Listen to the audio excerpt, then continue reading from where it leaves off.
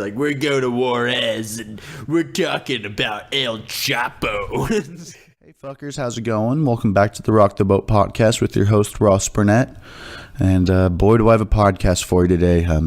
Turns out Jim can really talk, but if you know him, you already knew that. This was a fun one, honestly. Time went by real quick, so it's on the longer side. But I really think you're going to enjoy it, so give it for my guest, Jim Settles.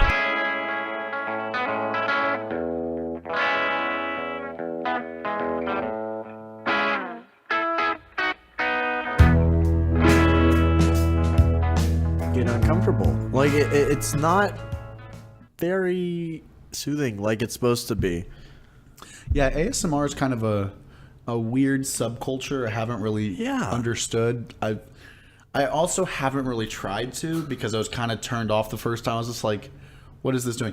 Izzy always has in her Instagram like discovery, there's this Asian kid. I want to say he's like 12 years old, and he just eats for ASMR. It's like, I'm about to eat a, bundle of rice. He just like shoves his mouth full of rice on top of the mic. And it gets thousands of likes. How? What are we doing? I guess we haven't found that like niche, but like I don't know why that niche exists. Do I want to be on that niche? I don't know. Me neither. Oh man. I don't know, dude. ASMR. Our world's weird, man. Especially with the internet now, it's like everyone can get their little niche, which is really cool. But at the same time, you see all the weird, just creepy niches. Yeah. So we're live here with Jim, one of my good friends from so long ago. Yeah. I've known you for longer than I've been your friend. We've known each other since kindergarten. Yeah, I think the first time I hung out with you was third grade.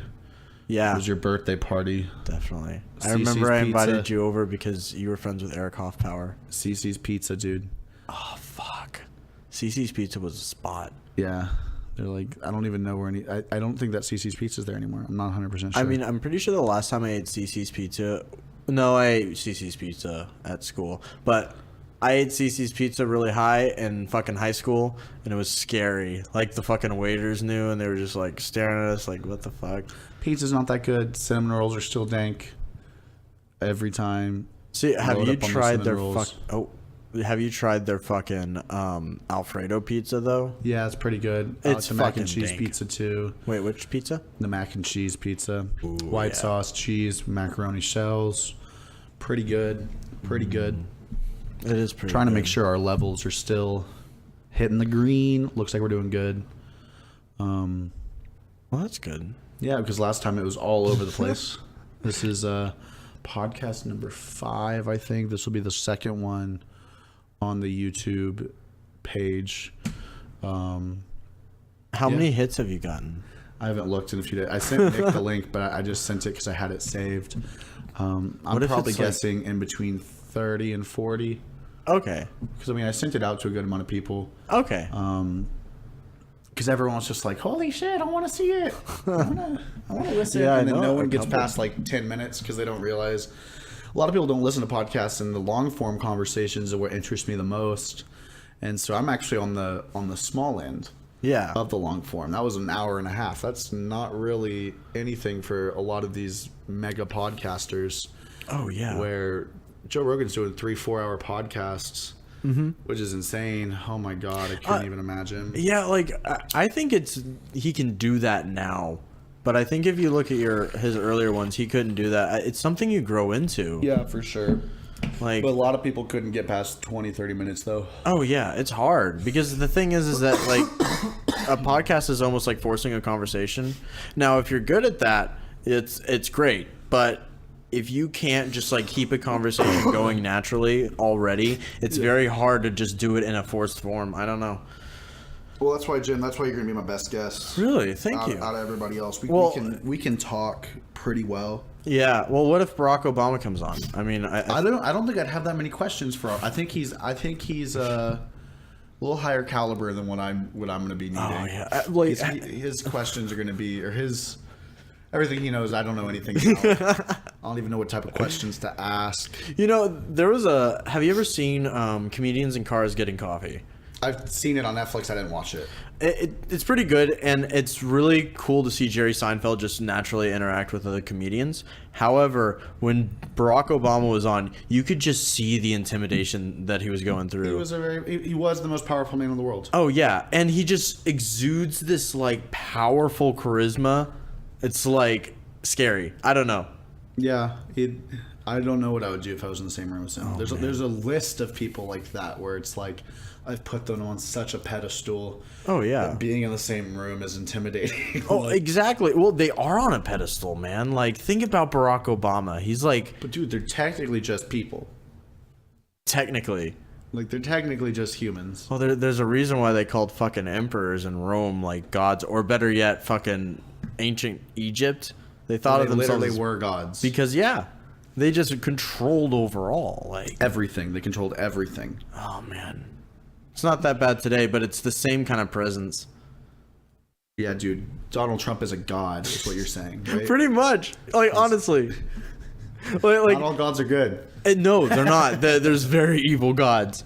But in terms of, like, how we look at, like, these people, they're all over the place, you know? I don't even think Jesus is talked about as much as Donald Trump anymore. Dude, yeah, I don't even know what I would say to Jesus if he was on my podcast. Like, yeah. Like, what do you ask him? It seems like every bit of his life was written down. Yeah. So, I don't know. Well, I would ask him, like, some carpentry, like, knowledge. I don't know. Yeah. I don't really know that much about Jesus. I think that's bad. I don't know anything about My mom Jesus. wouldn't be proud. My parents don't care. They do their thing. I do my thing. Everything's okay. Definitely. I don't know. It's hard to go to church and stuff like that. Like I like the morals and all that. It's nice, you know, love thy neighbor and shit like that. But I don't know. Oh! What are you doing? Oh, you forgot the fucking thing. What is that thing called? It's like a do not disturb. Oh yeah, but it says recording. Yeah, it says recording in progress. So you know, Isabella's on the way home. So you need to get one of those big red lights. Just put it out there every time. Oh yeah, every time. And attach a siren to it or some shit. Just once a month, I put that on the the fucking door. We got 2 minutes to pizza time, boy. I'd like to read a little bit from our sponsors. We're sponsored by Totino's Pizza. You know, Totino's, Hungry Boys, pizza rolls. Just go ahead and use coupon code BOAT, and they'll throw in 4 extra rolls. Don't count them. Don't count them in the bag. They're there. Just use coupon code BOAT when you check out with Totino's Pizza. I can say that Totino's pizza rolls have gotten me through some hard times in my life. For sure. For sure. Lots of hangry bus rides home. Oh, of course. Were solved with Totino's pizza rolls. Oh yeah. They're just also munchy time. Oh, of course. They're just the perfect combination of hot and tasty. Yeah, hot. There's lava in your mouth. Yeah. Every time I'm gonna bite into the first like 4 or 5. Like you should really only bite into 1 and be like, that's too hot. I'll sit here and wait. Yeah. I'm gonna do it with 3, 4, 5 of them. It's just gonna be lava in my mouth. You know what's amazing about them is that they're never cold. You've never put Totino's pizza rolls in a fucking oven and they've come out cold. They're either just kind of hot or way too hot. Every time. Totino's pizza rolls. Oh. So Jimbo, tell me about what you're studying in school right now. I'm doing mechanical engineering. I'm almost done. Got what? After this semester, another semester left. It's pretty. It's getting pretty intense. A lot of it is just what the fuck is going on, but it's also you know, rewarding. I get to learn a lot. You know, get to do cool projects now, which was not what I was doing in the beginning. That was annoying, but yeah. I don't have that much to talk about this topic, but what classes are you in right now? What classes? Oh man, you want to go through my schedule? Oh fuck. Okay. Well, I'm in systems and vibrations. That you pretty much take. It's fucking complicated. It's kind of just the name of the class is what it is. Then there's thermodynamics 2, which is learning about like heat cycles and really how like an engine or a cycle works. That's a meme, so everyone laugh at that. Insert laugh track, please. Wow! Yeah, like the Friends laugh track. What else? Mechanics of Materials Lab. What's your hardest class right now? I know you're going to say all of them are pretty hard. Oh, systems and vibrations, definitely. Oh, okay. Think about the most fucking complicated calculus problem you can think of, and then multiply it by 10. It's like fucking applied Diffie-Q. It's like, I hate it. Though the thing is that anyone that's like 2 years older than me that's already like fucking gotten through it, they're like, fucking, what are you complaining about? So, is this a prereq to a much, much harder course for your last semester? No, this is like, these two classes are like the peaks. Okay, like, so your last semester shouldn't be too hard? Oh, no. I'm taking controls in the summer, and that's like the only other hard class. The other classes aren't hard, they're just hassles. They just are like, especially the labs, they're just too much to do. Like, you have to work in groups, you have to write reports, and it's just annoying. But, like, these are the only ones that are just like, if you don't get the concepts down and all that, you're fucked. So... Yeah, so from the beginning, is it all learning on blocks? So you learn the front end of the course, and that builds onto everything? Or is it pretty diversified? Honestly, it's kind of weird because they just kind of throw you into it. Because a lot of it requires prior knowledge on like Diffie-Q and calculus. And those were all prereqs, so you should already know that. Yeah, but who actually fucking does? Shitty professor. Well, no, did you have foreign professors or anything? Oh, honestly, I'm not that good at math, which is kind of ironic. Because the thing is Jim, you're considered good at math, but you've now seen people that are really good at math, and you're like, I'm not that. Oh yeah, it's insane. That's not me. Like, I'm competent enough to read through something and kind of get it, and I can really do good on certain things. Yeah. But like, just general like calculus, like I did so bad in linear algebra. I didn't do even that after Calc 3. Did you have to take? Yeah, I took Cal 3, but I took it at fucking community college, and it was a joke. So, like, but it's the same class at Texas Tech, though, right? I mean, yeah, technically by credentials. Oh yeah, it's equal. But I will say it's not that I think that Lone Star is. Well, I don't know. It might be easier, but I took a summer course, and that helped. Course. Oh yeah. Okay. Summer courses are fucking jokes. Yeah, my brother always really liked to do winter courses, the mini-mesters, like the 2-week classes from like 3 to 7 or like 2 to 8 every day, Monday through Friday. But he was like, I was done. See, I can't do block schedules like that, man. He likes it though.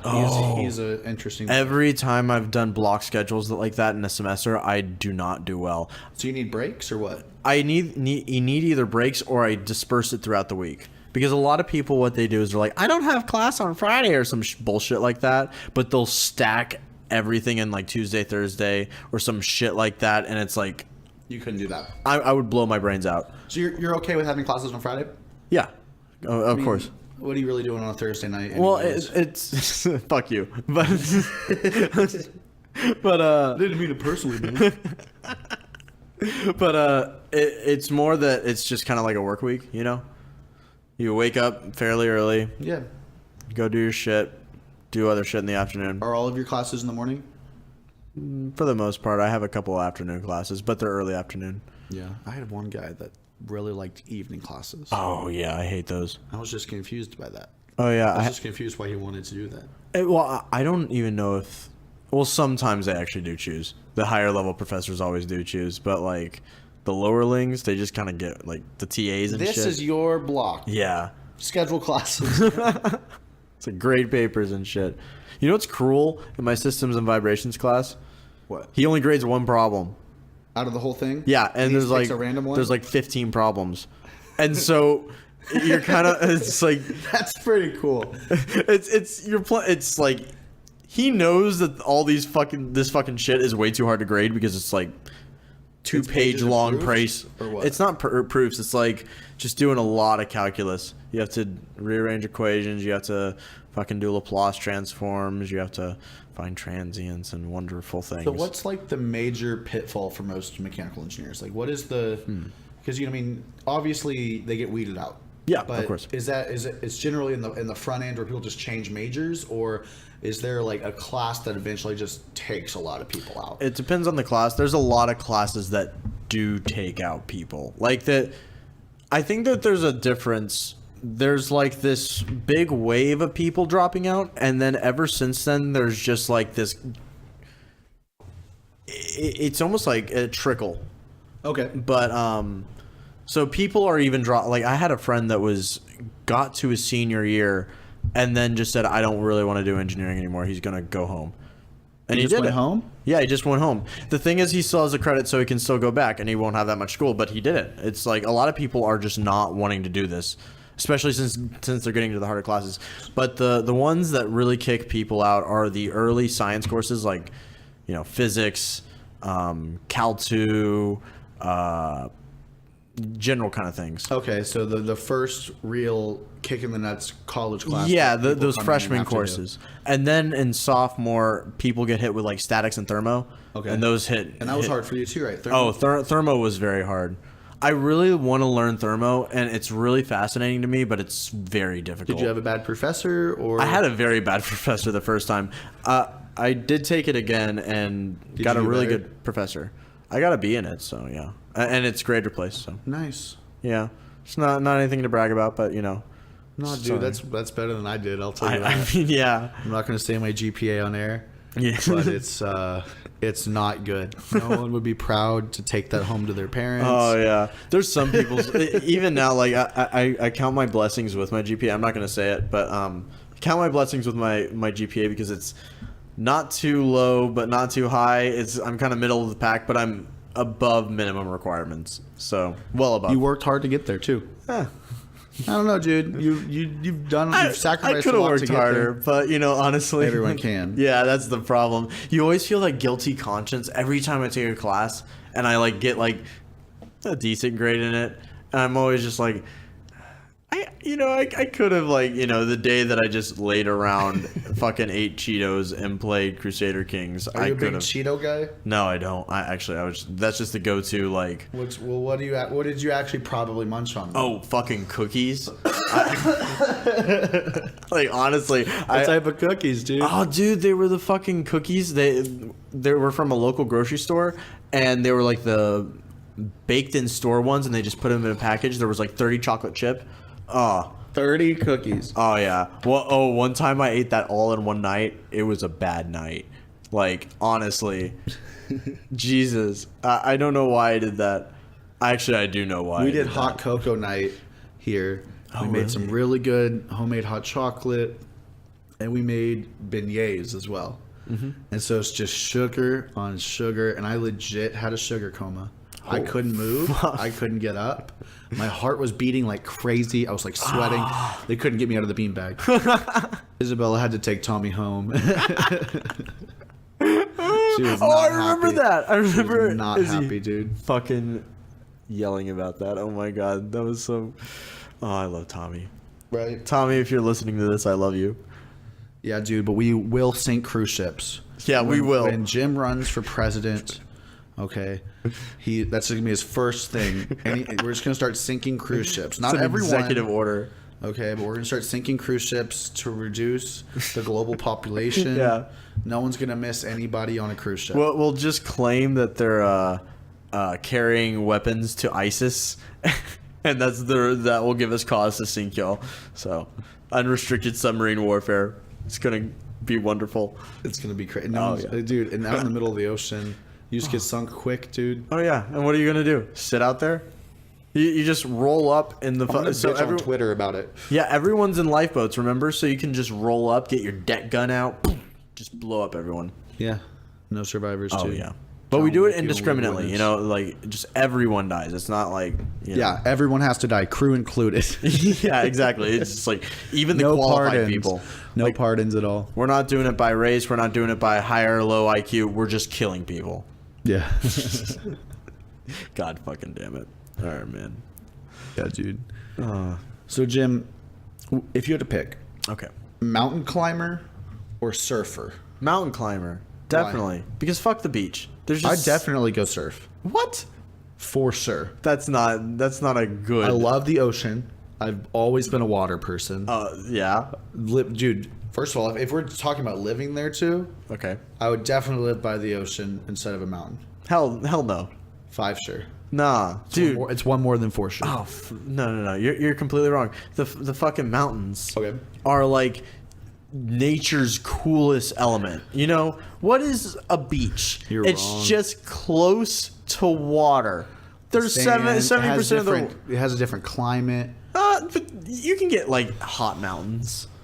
Why would I want to live on a hot mountain? If you're going to pick a mountain, you're going to want something with snow, dude. Yeah, That'd be but fun. there's also cold mountains, and there's bears, and there's like... I don't want to live by bears. Snow. Bears are fucking crazy. You want to live by like sharks and just Yes. the ocean? Yes. The ocean is terrifying. Yes, I would rather. Okay, I'm going to look it up, but I think less people die to sharks than bears every year. Okay, but bears aren't your fucking only problem. Think about box jellyfishes. Think about just Moose sea murder urchins. people too.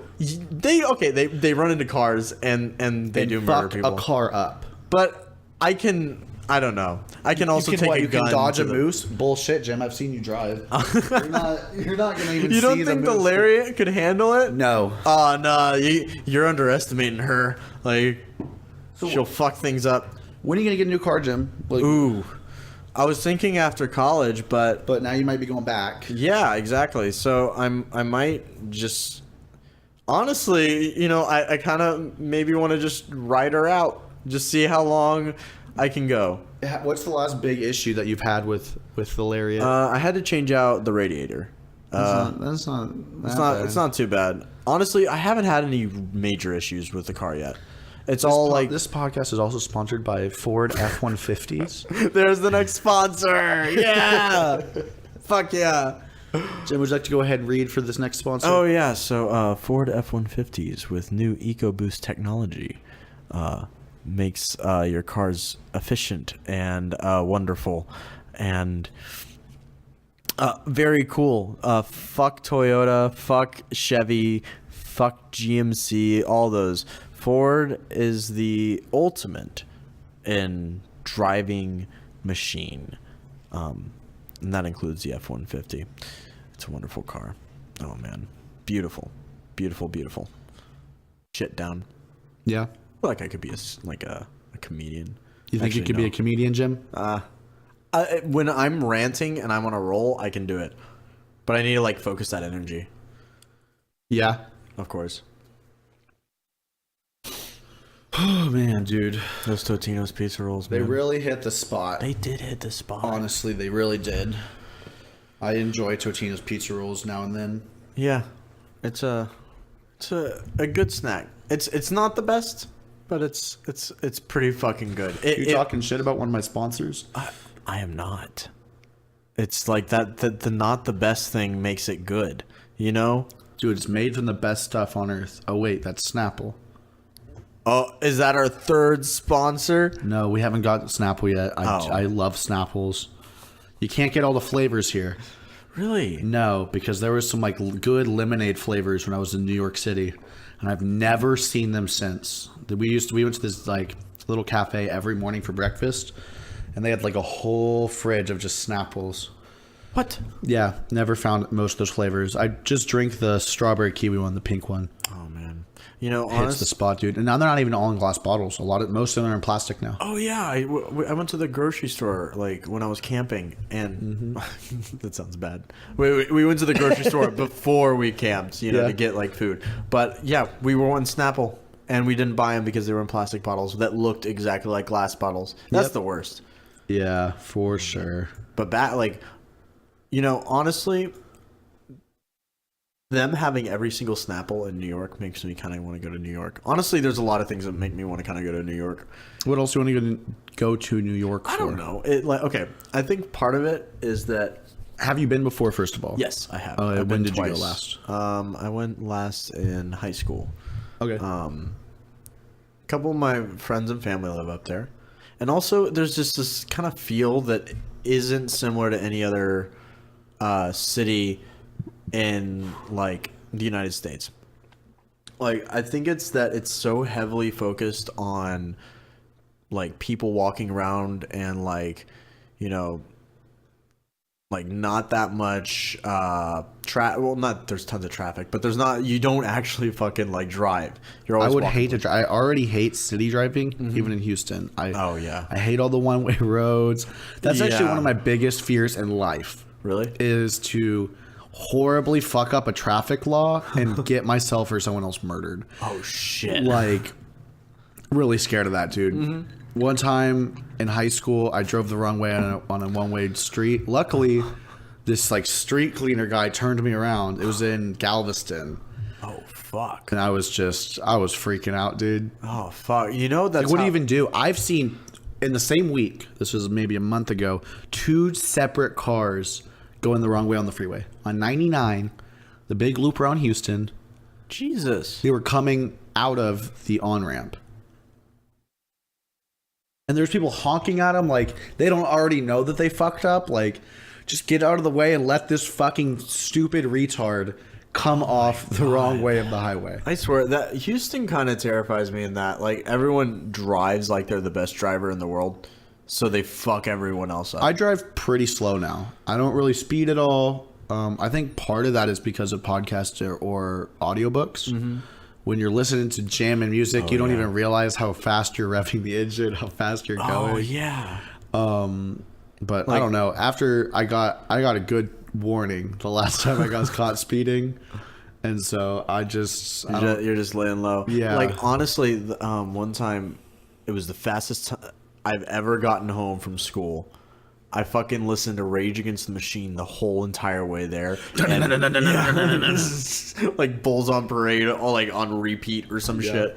Like, and I fucking got there in like an hour less time. It was like, instead of 8 hours, it was 7 hours, which is...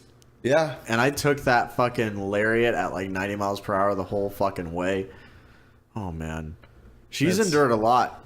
Yeah. How many miles? Oh, she's like, I think she's over 180, like 185. What did you get her at? Close to 100. Okay. I put about the same amount of miles on my car now. Yeah, I not total, but myself. Oh yeah, I'm coming up on 100, and I got it at like 27. Oh damn, 27, 28. Yeah, dude, it was just a really good deal. It was like, I don't know. Well, that car served you fucking well, man. Yeah, I'm ready to get rid of it. I want a truck so bad. I always say I want to hit a speed bump at 9 miles per hour. Oh yeah, so bad. I want to climb out of my car rather than have to climb in it. You know, it's honestly, trucks are the best fucking thing. Yeah, in the world. dude. I want to sit above traffic. And here's the thing, I want more cab room than anything of utility of a truck, but I don't want an SUV. Yeah, like don't get me wrong. Someone drops an Escalade for me, I just drive that shit. Of course, yeah. I think I want a truck though. I looked into excursions because it's like exactly what I was looking for. Big covered bed, huge cab. They stopped making them in 2004. So all of those excursions that you still see are old as fuck. They're teenagers, dude. All of them. But they run like crazy. So I'm looking at F-150s. Thank you, Ford, for the sponsor. And Tundras. Oh, both those cars are very good. Honestly, I'm not a big Chevy guy. Rams are nice, but but Rams fucking suck. Yeah, fucking. I love that truck culture is so brand like loyal. Yeah, I think it's because they're work vehicles, so you put a lot more use out of them. And I think it's also that like there are manufacturers that are notorious for bad quality, like Toyota. Parts. Yeah, Toyota overall is probably the best, just because they run so fucking reliably. But like a Dodge, they break down like crazy. You know, Fords are pretty good. GMCs and well, I really like the aluminum bed in the Fords. Oh yeah, the new F-150s. I actually just want an aluminum truck. I love aluminum now. I work with it now. It's lightweight. So it's perfect for me. Yeah, because I'm not going to be towing a whole bunch of shit. I'm not going to be putting a whole bunch of shit in the bed. It's lightweight, so you're going to get good gas mileage. Yeah, honestly, if you're fucking puncturing holes in your fucking bed, You're careless. You're just like the commercial. You're just throwing a fucking tool like chest. In I there. hate those commercials so Bang! fucking much. Dude, these are real people, and they're reacting to cars, and they have not been told what to say or do at all. They're like, wow. Once again, these are real people. You're like, that's a truck. Wow. Shitty joke about other trucks. It's so fucking stupid. So, Jim, what's your favorite word? Favorite word? Ooh, that's... You can think about it a little bit. I mean, yeah, the thing is, I instantly went to, like, the biggest word in the world, but, like, I don't know if that's my favorite word. What do you think? Incorrigible. Incorrigible? Yeah, incorrigible. Not encourageable? No, incorrigible. Explain. I think the thing is that this is why it's one of my favorite words, because it's this one word that I'm always unsure of the definition of, so I always have to look it up. I think it's like someone that just won't actually listen or anything. Okay. I think I need to look it up. Honestly, Look it up real quick. I have to look it up, and because I just think of this like old man, just like with a bunch, like a big like 6 chins, and he's like incorrigible in like a fucking courtroom or some shit like that. I hope you're wrong about whatever the definition is. Honestly, I hope you just have an idea of who would say that. That's the problem. That's why you like the word. that is exactly the fucking problem. Okay. So, yeah, it's someone that's like arrogant. A person of their tendencies not able to be corrected, improved, or reformed. So I guess it's someone that's arrogant and also refusing to change their ways. All right. But I always just think of an old man, just bald, in like the 1800s, like suit, get up. Just, you're just incorrigible. That's why it's my favorite word. What's your favorite word? I don't even know, dude. I don't even know. I just wanted to see what the hell you were doing. That's funny. I'm telling you. Like, so, Jim, if you could send a message to yourself 5 years ago. So 5 years ago, you'd be, 17? Yeah. You're about to enter senior year of high school. You're almost done. You're about to go. What would you do? What would you say? Could I actually, like, physically go back in person? No. Oh, because I would slap myself in the face and just leave. Like honestly, be like, you deserve it. Like, what would you say to him then if you were there and you couldn't interact, but you could talk? I was. If I could interact, you could talk. Oh, if I could talk, I would say, no one cares that much. Study harder. Hey, that's. I pretty much say the same thing. Yeah. No one cares. Work harder. Yeah, exactly. Just stop putting limitations. Yeah, no, that's the thing. Like, I've come to realize that if you judge me, it's like, fuck you, man. Like, you don't know me. Like, I will accept. You don't know what I've been through. Yeah, exactly. I'll accept, like, judgment and critique from my friends because they're my friends and they, like, I know that they're looking out for my best interests. So if they actually have to say something like that and they're not, just fucking around, it's a good thing. But if you're going to just come out of nowhere and just be like, I'm going to fuck with you and I'm going to like... Do people do that to you, Jim? Or do you just think, are you group stalked? Is that what the No, I don't think that anymore. Like, I don't interact with that. Did you believe in group stalking? No. What is it called? What is group stalking?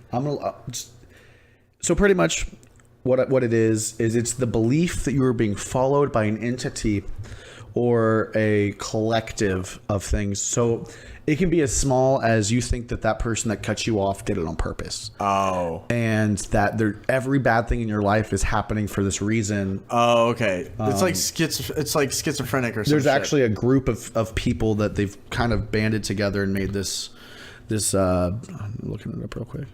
That's just fucking kind of creepy. No, help victims for group stalking. Gang stalking. That's what it is. Okay. Gang stalking is really covert government or police investigation. It's similar to counterintelligence being used a lot of innocent people to ruin them and make them look crazy. So essentially it's these big government forces or these black op things that are purposely manipulating just innocent people to try to make them either seem crazy or even believe in a certain thing. It's psychological warfare essentially, and it affects people where gang stalking is all about government disinformation, and using civilian spies / snitches to help with stalking and monitoring innocent people. Oh shit! So the thing is there has been reports of this actually happening. Oh yeah, I was about to say that. But nowadays, not a lot of people are. It's more looked at as an illness. Yeah, it's more looked at as a mental illness or some type of. Well, I think the critical thing to remember here is that if you're a politician that's actually like talking against like the Russian government, you might be gang stalked. That's a. You put a target on your back. But if you're like Joe Blow that's smoking too much weed in his car and like he thinks that the police car behind him is like purposefully trying to screw him over, like it's like, come on, man. But the thing is it's more than just visible government members. It's about you're thinking that everyone involved in your life could possibly.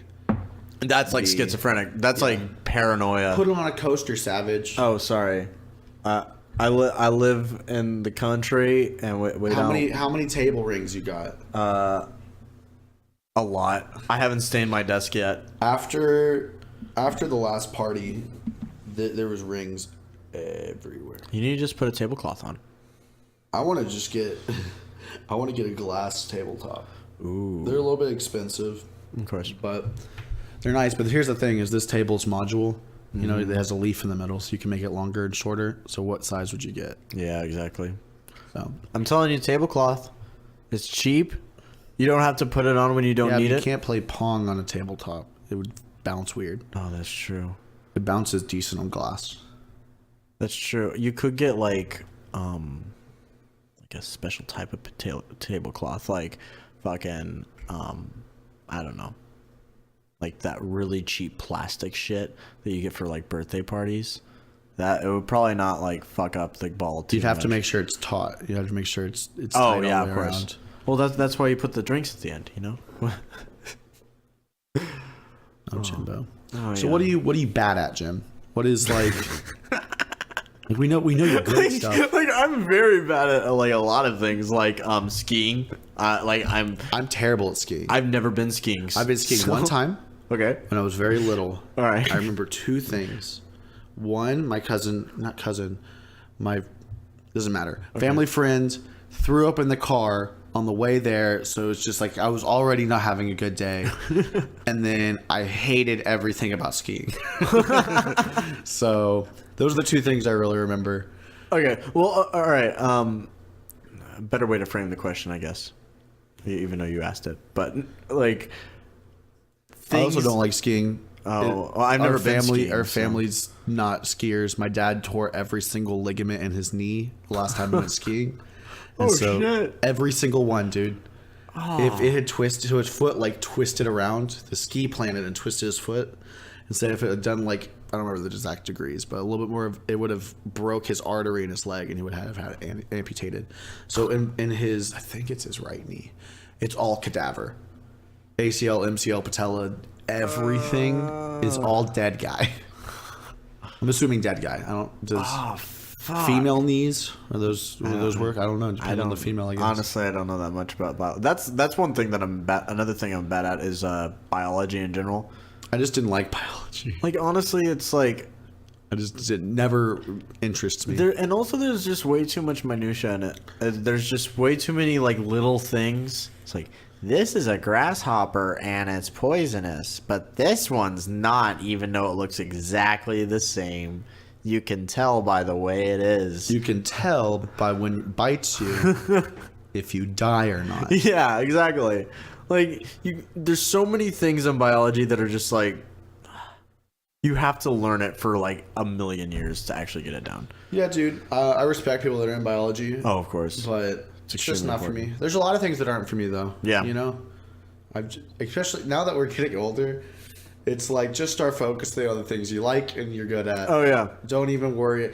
Like, I watch people play football. Like, I love in the NFL. Mm-hmm. I am a sucker. I was playing Madden when you came in. Yeah.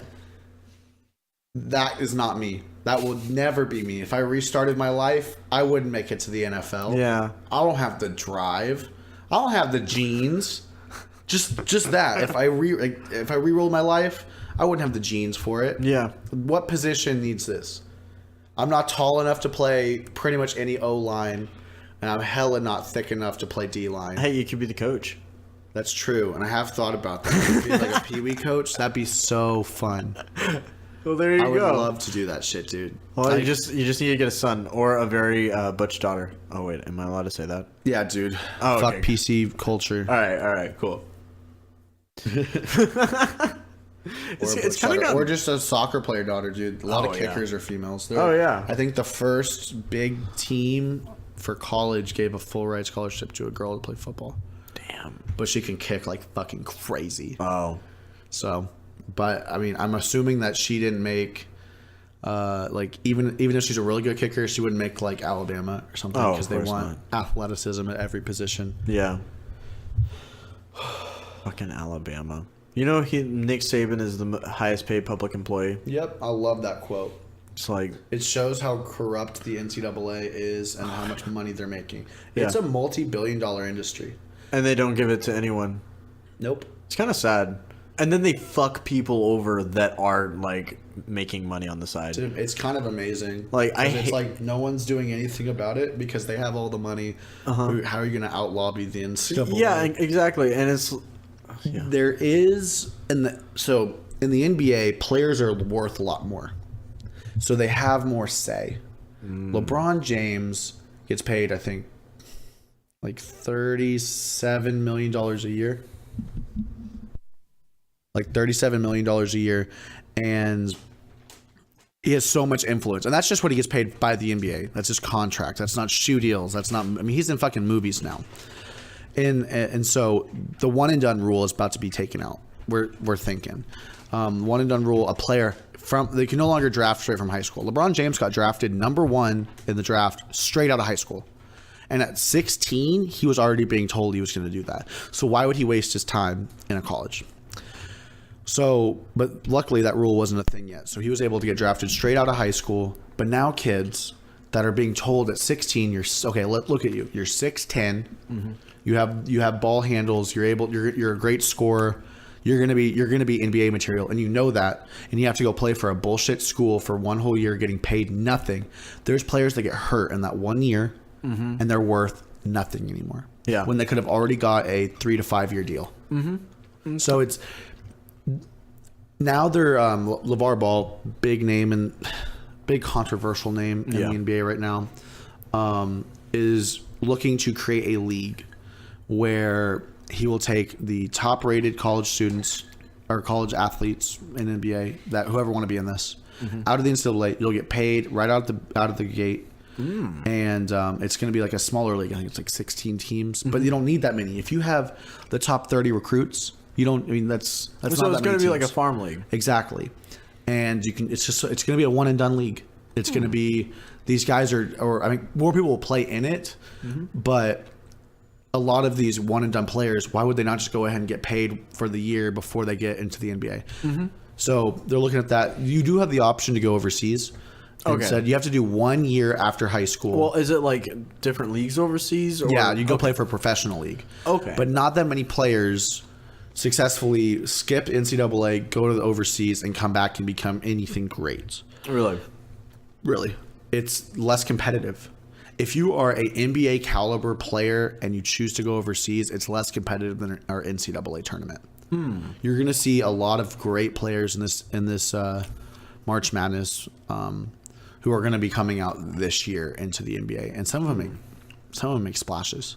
Some of them are actually like coming straight into the NBA as a rookie and putting work in.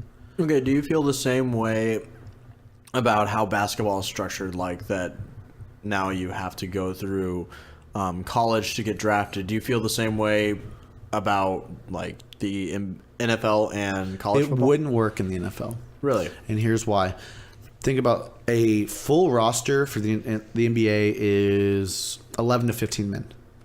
Okay, you really don't have that. I mean, that's not including like backup people who would come on in case there's a ton of injuries. That's what your roster is looking like. In the NFL, you have 56-man rosters. I mean, you just mean less. Even a great player just means less because there's more players on the field, there's more players on the team, and that means every player doesn't mean as much in the overall. A great player can go to a bad team in football and do nothing. Okay. One of the greatest left tackles to ever play the game, Joe Thomas, just retired yesterday from the Browns. He was never 1-0 in his 13 years. I think it was 13, maybe 12. He made 11 straight Pro Bowls. I think he was 9 times an All-Pro, meaning he was the best player in his position in the league. And he played for like 15 different quarterbacks. His team was shit every year. He stayed with the same team he was drafted with, but he wasn't able to do anything for it. If he went to the Patriots, he would have made rings. He could have made a difference. But if your team's that bad, you can't do anything. LeBron James, if he went to the very worst, Joe Thomas isn't LeBron James, but if a great all-star player at any position went to the worst team in the league, that team would start improving. You would see it visibly on the record. Because you have that much of an impact as a player in basketball. Instead of like 55 players, you're having like what? Well, 10, also think 15? about this: if your quarterback's shit, what are you gonna do? Yeah, the quarterback touches the ball every single play, and so you have to invest in that. Yeah, but if your cornerback's not good, it's like you can make up for it, right? Yeah, and so in basketball, if you're good at any position, you make a difference. You can score at every single position in basketball. You can defend at every single position in basketball. Okay. And if you're good enough passer, you make everyone else better. Yeah, I guess it's like, Yeah, there's a lot more influence. And so now the power dynamic is shifting a little bit in the NBA, where players are having more and more say of what's happening on their team. Think about KD went to the Warriors because he wanted to go play on a winning team. Yeah. There's crazy trades in basketball. Football, there's really not that many trades. Yeah. You either like your guys or you don't. The only people that get traded are pretty much low-tier players. Okay. You try to build your team around. And then whenever an owner sees that a player just isn't worth it to them, they just release them, and other people can buy them. Okay. Trades don't happen as much. But in basketball, like, I guess you can't really build a team around a core set of players. Those core set of players are the team. Okay. Yeah. I mean, what we're looking at now is the big threes and the big fours. Okay. So you get 3 superstars on a team, and it can work because they can split bench time, so they always have some superstar scorer on the court at all times. So there's less what they call garbage time when both benches are playing and they're just bricking threes and it's no one's playing defense. It's garbage time. Yeah. Whenever you have a either depth or you're sharing minutes, you can have pretty good scoring at all times. Oh, okay. So like so if like let's say I was a like Golden State and I was playing like the Cavaliers and I see LeBron James come out, would I immediately put in my best players even if like let's say they were already playing or something like that? Would I try to actually match their performance? It doesn't. So the big thing about basketball, a lot of people meme about it and say the last person to score wins most of the time, or it's whoever misses first loses. Yeah, it's all about runs. So people will go on these 10-0 runs where they score 10 points without anyone. You have to maintain momentum and keep scoring. You can catch up. So we've seen some amazing runs where it's you come back from a lead because you're playing good on the offensive side of the court and on the defensive side of the court. And it's about momentum, dude. When people start getting hot, like the Warriors are known for their third quarter runs. Okay. Where they come out of halftime, all their star players are in. They're all rested and they have a game plan. And they put on shows. I think they broke every record for third quarter scoring. How can they afford all those people? They take pay cuts. Really? Why do basketball players need to get paid a ton of money on a contract when they all the big names have shoe deals? Oh yeah, they have endorsements. And they have commercial endorsements. Oh, yeah. So what they do is they are taking pay cuts to be able to play on a competitive team. So they get more Kevin Durant visibility. did not take a max contract. Really? Why would he? He has one of the most successful shoes, and he wants to play on a winning team. Yeah, fucking slushy flavor. Like, But so they're having that type of influence. They're now realizing some people are all about the money. There's going to be players that are all about the money. That's what they want. They're just going on a max contract. They don't care if they win. But some players want to go down as something. And at the end of the day, most people, all they give a shit about is rings. Oh, okay. If you don't get rings, you're not great. It's the argument of like you can have all the money in the world, but if you don't like actually put it to good use. Getting a ring is the highest level of. Well, it also puts you winning. on the map, right? You know, like Yeah. like But even players that don't have rings are on the map. There's a lot of greats that don't have rings. yeah. But at the end of the day, most people, when they're talking about who's the greatest player at any given sport, it's rings and awards. Is that why you think LeBron will never be like the best player ever? Dude, he still has years. He's going to play forever. He's better now than he was. He still hasn't hit his peak. Really? Really. It's incredible, dude. 2016, LeBron was the best. That was the best series I've ever seen. Fuck. It's the three, the Warriors blew the lead. Oh yeah. The meme, dude. That like whole year was just I stuff remember like that. exactly where I was when I saw the block. You know what the block is? Like the one where he just slapped it in the backboard? Yeah. Coast to coast. He chased down Iguodala, slapped it, dude, because that would have iced the game. That would have put him at a 2, I think it was a 2-score down. And it was I was at Sammy's bar. It was just incredible. It was just everyone was high-fiving. None of us wanted to see the Warriors win. They're like the New England Patriots, man. They're hated more than that, though. I don't know. They're definitely hated more than that, dude, because of Kevin Durant. Kevin Durant's hated as fuck, and he doesn't give a shit. He doesn't give a single fuck. He has a ring now, and he doesn't care. Well, I mean, I guess, but at the same time, football's a bigger sport, and Basketball's going to take it over. Maybe, but guarantee it. Oh, but by the way the NFL's running their shit with the way they're doing contracts with players, and think about this: how many players of the NFL are coming out later talking shit about the NFL? That's true. That have retired and all they do is talk shit about the NFL. No NBA players are really doing that. Yeah, there's really none. Though, it is true that basketball doesn't require constant head injury. Sorry. Like, it's that though. Football is wonderful. I like football. I love football. It's such a strategical game. Yeah, no, that's why I like it, because I like games that are built around strategy. Like, I'm not knocking pure athleticism, but like soccer, what is that? That is a pure athletic, show. Yes, there are plays. Yeah, there are things. But what are you doing? Running constantly, kicking a ball. Football, this podcast is not sponsored by soccer. Yeah, go fuck yourself. You get a red card if you watch soccer. I did it, but I digress. Like, football is just it's like chess. It's just all about setting up your players, reading the other team, going for strategies, going for like patterns. Granted, I don't know that much about football, and I don't even watch that much football. However, I just like sports that are like that more. I like just games in general that are like that more. It's less of like. So you don't really like mechanical skill? You'd rather have like strategy? Yeah. What games do you play that do that? I mean, like what type of games do you mean? Like video games? Yeah. What type of video games? What type of board games too? Do you play any? Oh, like chess. Chess is an excellent example.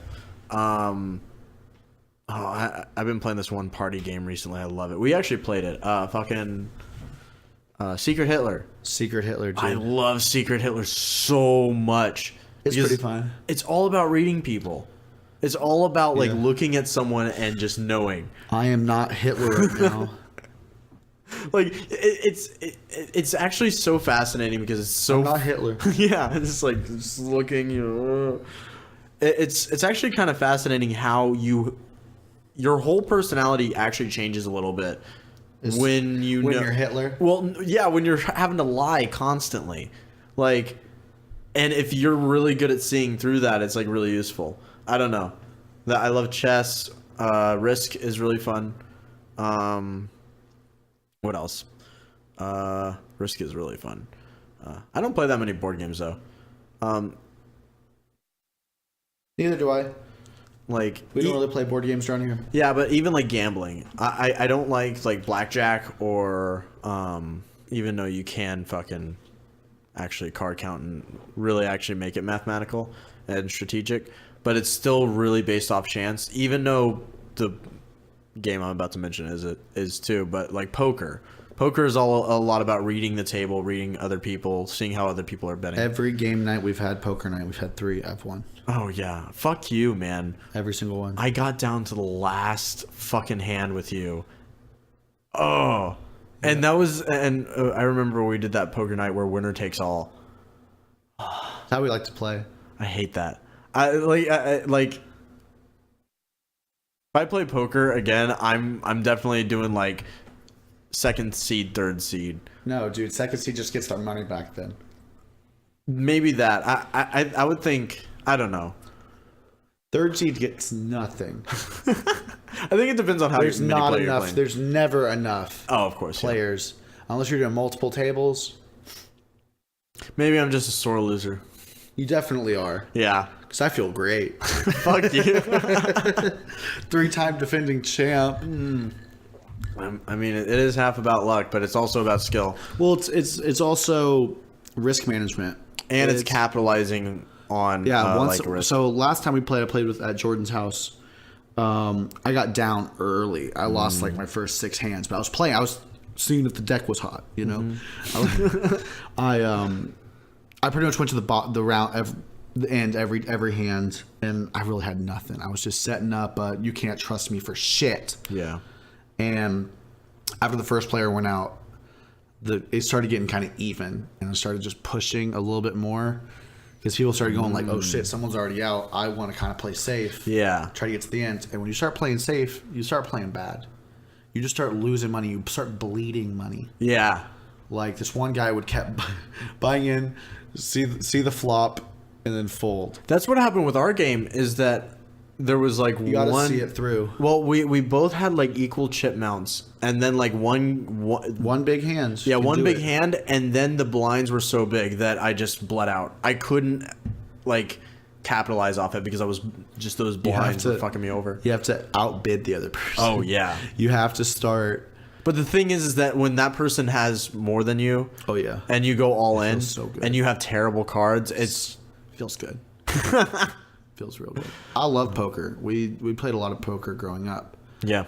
That's like what Todd liked to do whenever he would come over. Oh, I played a lot of poker too, but I like online poker. I played a lot on my phone when I was like lifeguarding.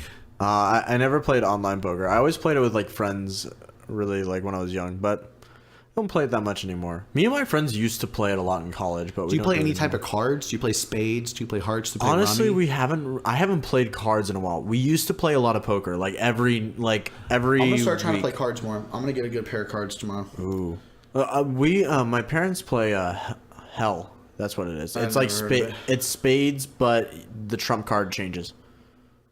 Oh fuck that! Like spades is so much strategy. Yeah.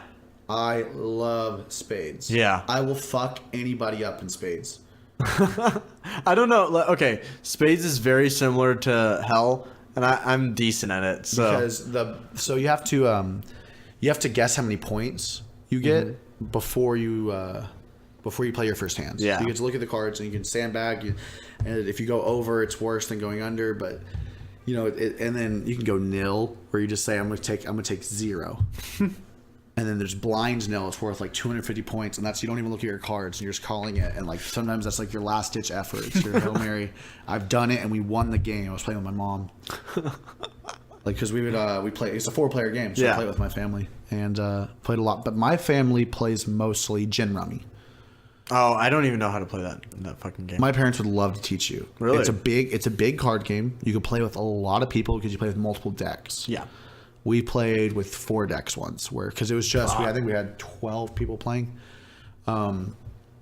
It's really fun too, and you can come back. Mm-hmm. And there's always opportunity to score points. So it's cool. It's a cool game, and my parents would love to. That's their card game that they teach everybody. Oh man, My girlfriend hasn't learned that one yet. I haven't seen your parents in fucking forever, or your dogs. Yeah, dude, they're really cute. Fucking Tony and Oscar. Oh, they're so cute. My parents go to the river house like every single weekend. Really? Well, they don't have any more kids in the house. You need to come to the river house sometime. I do. The thing is, I live so far away. So next time, is Austin how far out of the way? 6 hours. That's 2 hours less. Yeah, it's. Well, I mean, okay, to get to Austin from Lubbock, it's 6 hours. To get to Houston from Lubbock is 8 hours. So it's not that far out of the way if I'm driving from one to the other, but like from Lubbock's in the middle of fucking nowhere. Like, it's, I don't know. It's a nice town, and I'm really glad I actually went through the experience of going to college there and all that. But at the same time, I want to get out. Like, it's when you come back here and there's just whatever you need, you can get, right? Pretty much. Actually, I shouldn't say that about Lubbock. Pretty much everything that you need, you can get there. It's a big enough of a city. They have a mall. Have you been in the mall? Yeah, it's pretty shitty, but I mean, Do they have a roller coaster in their mall? No, it's Fuck that mall. Like, imagine like Willowbrook but shittier. When's the last time you to Willowbrook? We went, right? Yeah, this summer. Or no, this winter. Sorry. It's a very big difference. We really went to the Willowbrook Mall. We did. Because they have a Dick's there now.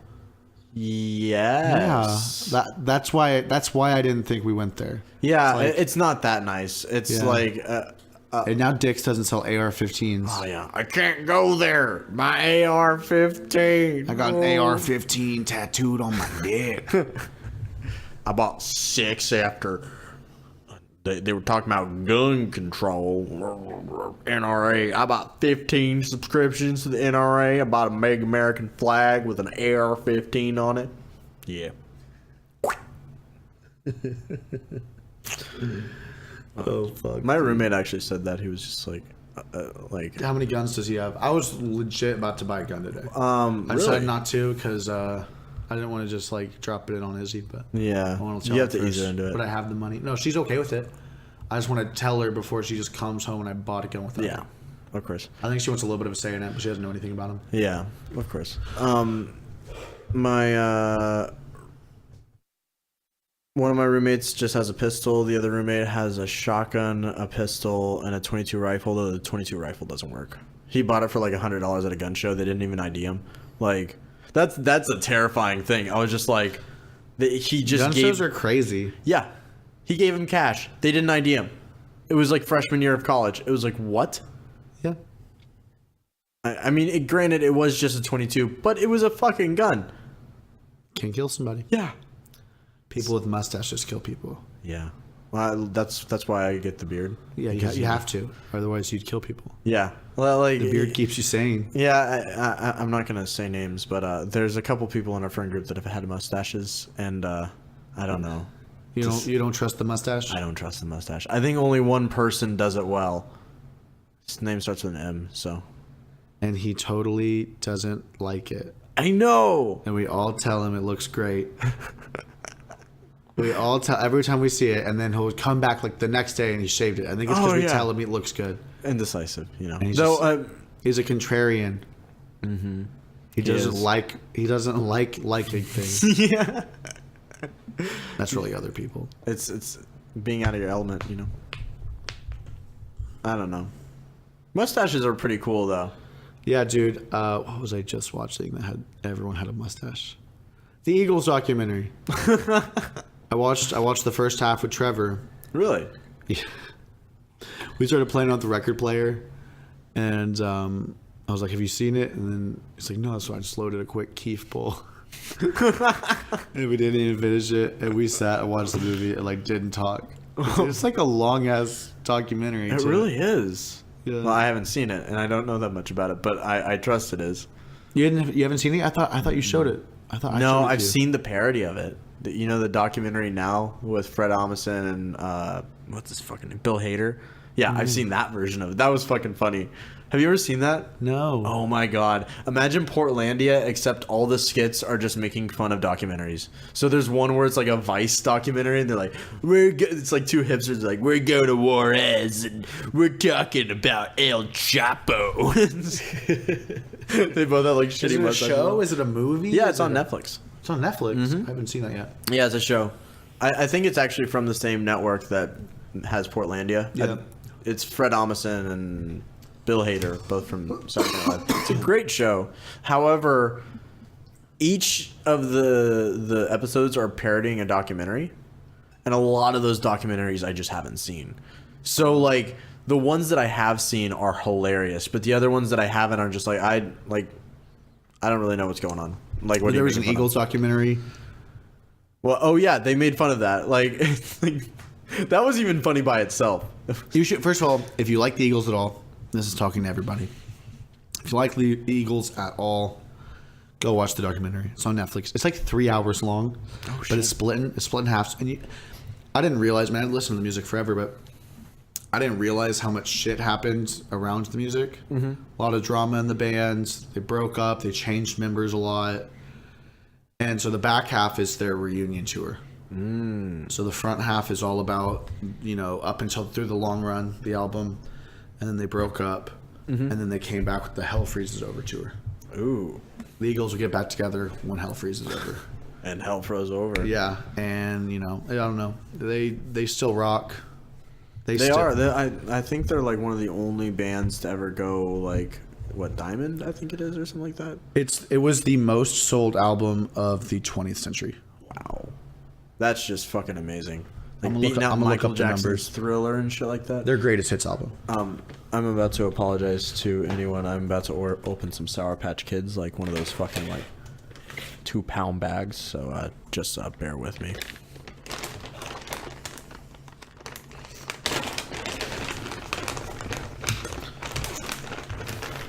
ASMR brought to you by Jim and Ross. Okay, so it sold 33 million. Jesus. That's what Wikipedia says. 33 million. What's like the best-selling album of all time? I'm looking up shit. One sec. I don't know. So I know Michael Jackson's Thriller is up there. I want to say Dark Side of the Moon, but I'm not sure. And now I'd like to bring us into our third and final sponsor. We like to our all-time sponsor. It's been with us since day one, Home Depot. For any of your needs regarding your home, use coupon code BOAT for 10% off your entire order. Once again, that's Home Depot. Use coupon code BOAT. I'm actually renovating my patio right now, and I got all the lumber for this real nice gazebo. I have a great, humongous yard, and real great for the dogs to run around. So just go ahead and go to Home Depot for anything regarding your home. I mean, light switches, outdoor shit. I think they even they sell washer dryers. They sell grills. What can you not get? I got batteries at Home Depot last time I went. You can get everything. So once again, use coupon code BOAT at Home Depot for your whole next order. And we're back. What's up, Jim? Oh, yeah. What's up? Wait, pause it real quick. Okay. Yeah, it's really great. It's really great. So, Jim, where do you get your best ideas? Is it in the shower, while you're on a car ride? Car ride, definitely. For sure. You just drive around and think? Oh, yeah. Do you listen to music while you do it? Depends. Sometimes I listen to music. Sometimes I listen to a podcast. But what ends up usually happening when I listen to a podcast, something like that, I usually think of a rant. Like I usually am like, I'll get some ideas. I'll listen to some ideas from a podcast. I'm like, I'm going to form my own opinion, and this is how I would respond. Yeah. That's what's great is it's inviting conversation. Yeah, and it makes you think. Like there's something about listening to two people talk, because if you're just listening to one person rant, they can usually not see kind of through their own argument or kind of similar. But if you have two people talking to each other, especially if they have two different viewpoints, it's always going to be super quality, and you get so much out of it. That's what I love about podcasts. Oh, man. Can you do a jellyfish? If you don't know, Ross is blowing O-rings with his new jewel. He bought it today, even though he sold his other one yesterday for way cheaper than it was worth. Yeah, I just kind of gave it to him, and because he really wanted it, I was like, okay, you can't just go to a gas station. I'll do it. Dude, you probably need to get closer to the mic, man. No, it's still getting green. We're you good. are? Okay, I don't know. I'm not seeing the levels. No, you're good. Oh, okay. Good. All right, because I'm a lot closer. I don't know. I feel like... I feel like Joe Rogan. Just Get closer to the mic. Talking to the mic. It was like getting fucking super close. Oh, man. Joe Rogan is fucking amazing. I love him. Though he is a little bit like tinfoil hatty. But that's what's kind of wonderful about him. And once you start listening to him a lot, he'll run into the same circles of conversation. There's a compilation of him talking with the same guy, Brian Callen, and they talk about the same like inventor or somebody. 5 separate podcasts. Like they'll both bring it up to each other. It's like you've talked about this, but they are smoking crazy weed over there. Yeah. I watched a compilation today of Joey Diaz eating Stars of Death. What are those? 200 milligram THC gummies, and they're about the size of a big gummy bear. Oh, fuck. And he eats 10 of them. What the? He's fucking crazy. Yeah, dude, he eats in between like 1,500 and 2,000 milligrams of THC a day. Dude, but he probably has such a high fucking tolerance, man. Yeah. He likes edibles too. He's insane. And he's pissed because California's about to pass a law where an edible can't be more strength in one serving than, I think, 10 milligrams. He's like, I'm going to have to eat my whole breakfast. And so they're like buying up all of the Stars of Death they can find. Oh, shit. Just Start with 2 R's, I'm pretty sure. So if you're looking it up, 2 R's. Fucking. And how much were they a piece? 200. Jesus. Yeah, I've never had that much. So, like, literally, that's what? 20 times the legal dose, I guess you would say, with the new law? Yeah. Damn.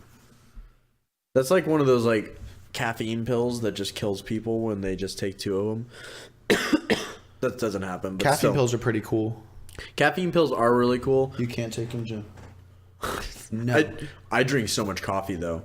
Might as well. I know. Is no one worried about that? Is no one worried about your coffee addiction? Okay, so I remember like way back when I went to the hospital. Mm-hmm. And for anyone that I don't know, I have a heart arrhythmia.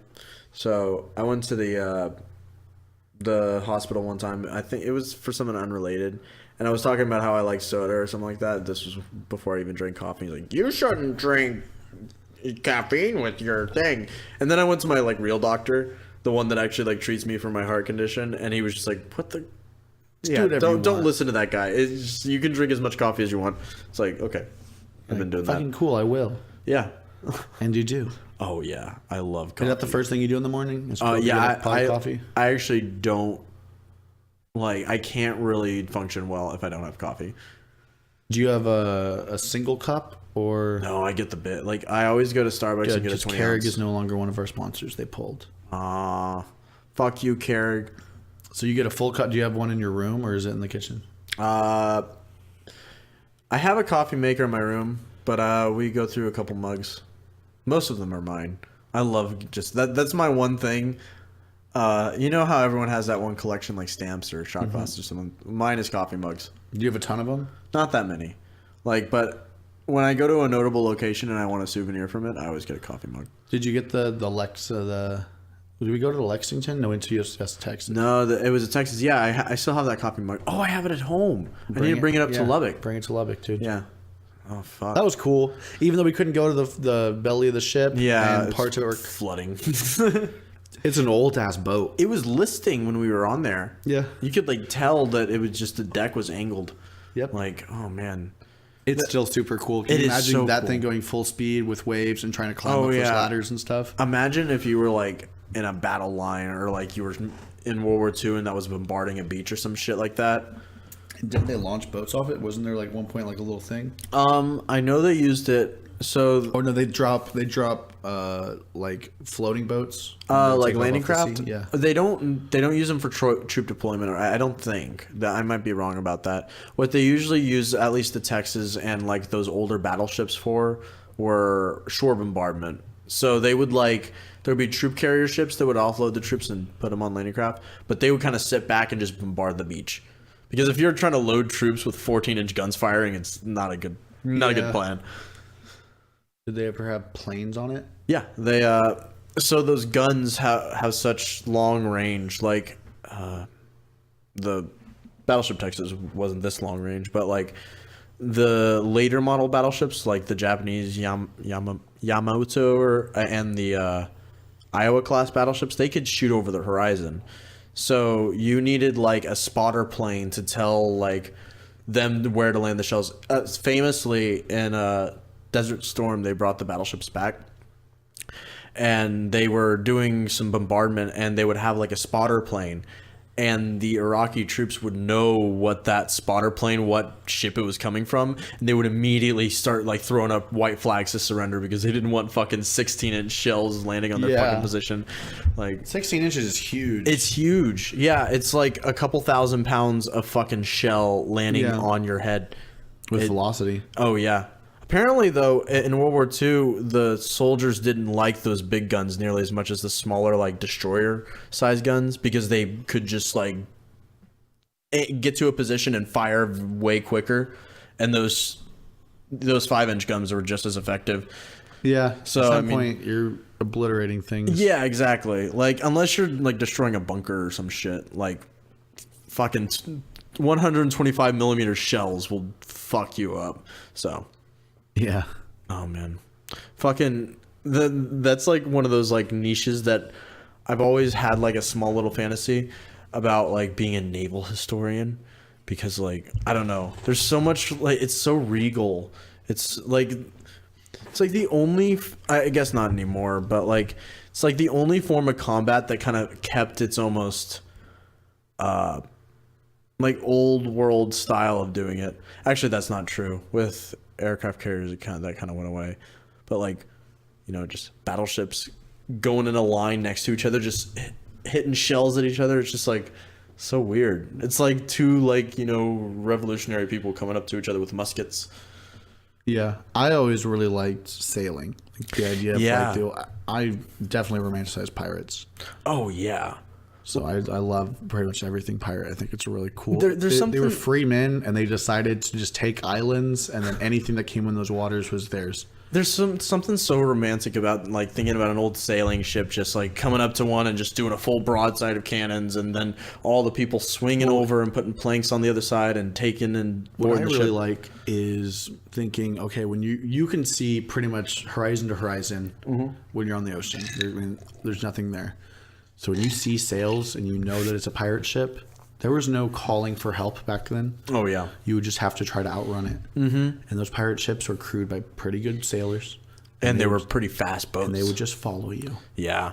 They would just keep following you. And they would pretty much gang up on you, dude. Yeah. And then in the show I was watching, they just had one of the biggest pirate ships that they had just sit outside of a port. And they were just out of range of the fort guns, so they couldn't be hit from the land. Yeah. And all the boats couldn't leave the port because they would just get fucked up. They'd get sunk. And they couldn't bring anybody in because there was other pirate ships in the area. Yeah. It was like a blockade. By one ship. Oh, fuck. By one ship because the land guns weren't that good. That's kind of just terrifying. Yeah. Like, there's a lot of cases, especially in like early modern war, of just blockades. Like Germany lost a big reason was because of their blockade. Same with the South. Germany from World War One, like they just couldn't get food in, and so their population just slowly starved and then revolted. And then the South did the same thing. The Union just blockaded them, couldn't get supplies. The Gulf. Yeah, they blockaded the Gulf and especially the eastern seaboard. Yeah, like you know those old things like ironclads and shit like that. That's cool history too. Speaking of ironclads, remember the movie Sahara? Yes, Matthew McConaughey, cool guy. That was one of when I was a kid. I used to see it all the time. We used to watch it all the time. Yeah, it was such a good movie. Actually, I watched it recently and it's not that good of a movie. But like, hit him with a flare gun. Hi, how are you? Hits him with the butt of the rifle. Yeah. Oh man, that's a wonderful movie. Yeah. It's just all around good fun. It was just cool. It's such a weird story, though. I never even cared about it for the story. It was just such like It was like Indiana Jones, but really like was. shitty. It was like Indiana Jones made in 2004, which It was that's Indiana what it was. yeah, with a less likable character. Yeah. Though they made an Indiana Jones around the same time, and that was actually like shit. Like, oh man, fucking Russians. I guess that's like the next logical enemy, but it's Korea. That's what a lot of it. Like, think about what is it? Wolverines. What was it? What's the movie? Oh, Fuck. Russia came and invaded America and just started like murdering everybody. This was the original one. oh, like Red something. Red Dawn. Red Dawn. So then they remade it, and it was with Koreans. Really? Yes, and somehow the Koreans EMP'd the Eastern Seaboard. I don't know. It was weird. Yeah, like I always. Josh Peck was in it, dude. Oh yeah, I remember that. I always can't just handle when like someone actually makes a plot line of the United States being invaded. Like, Yeah, it doesn't make any sense. It doesn't. Like, think about how hard it is just to invade any type of island. Like, Iwo Jima, we lost like 30,000, not that many, I think it was actually like 10,000 like men killed on the island for like an 8x4 mile stretch. Yeah. Like, that's ridiculous. Think about invading like the United States, having to cross all that ocean, come over here, and then take over the defenses. It's like, you're not going to do it. It's not going to happen. Yeah. Unless you're Mexico. Mexico could do it. Or Canada. I don't think they could. I don't think Canada. I think Mexico has a way better position because they have so much desert, so it's hard to cross. Plus, they have a smaller land border. Canada is too spread out. Yeah, that's But true. It is true. No, Mexico's not going to invade us. Dude, Mexico's about to invade us right now. Oh, they already are invading us. We can build the wall. God, I deal with a lot of that in Lubbock, Yeah. but I also saw Bernie Sanders, and there was a lot of the other side there too. Like I've only gotten white mailed in Lubbock, which is very interesting. Really? Yeah, have you ever gotten white mailed? No. Oh man, I joke about it all the time, though. like I actually was like. I joke about it all the time. I was talking to someone about it, and like I was talking, like I was just sitting at a table, and it was like with my club, and I was just like sitting there, and this bitch was just like yelling about Trump, and she's like, it was specifically about the education nominee, Betsy DeVos, and she's just some. It's like, eventually you're just like, okay, Trump's just gonna nominate shitty choices, who cares? But she was freaking out specifically about this one person, and she's like, how could this person get nominated? It's like, well, Trump's president. He nominates shitty people. And it's just like, you can't say that. You're a white male. I'm like, how does that have anything to do with anything? Yeah. Though the conversation, like multiple other people are like, okay, let's change the subject. That's funny. It exists, but On a lighter unfortunately- note, did you see the Infinity Wars trailer that dropped today? I did. I don't know if I'm excited for it. I'm low-key excited for it. I Really? haven't seen any of the Marvel movies recently. I think the last one was Civil War. Mm-hmm. That was like, what, four movies ago now? Yeah, But if this is it for the storyline, it's not. this isn't the last one in the actual arc, and then they're starting a new arc, because that's what I heard. Oh, that's probably what they're doing. Never mind. Okay, so I think Tony Stark's gonna die. I think a lot of these characters are gonna die and then become something else in this new generation. Yeah. Because they got to get fresh faces.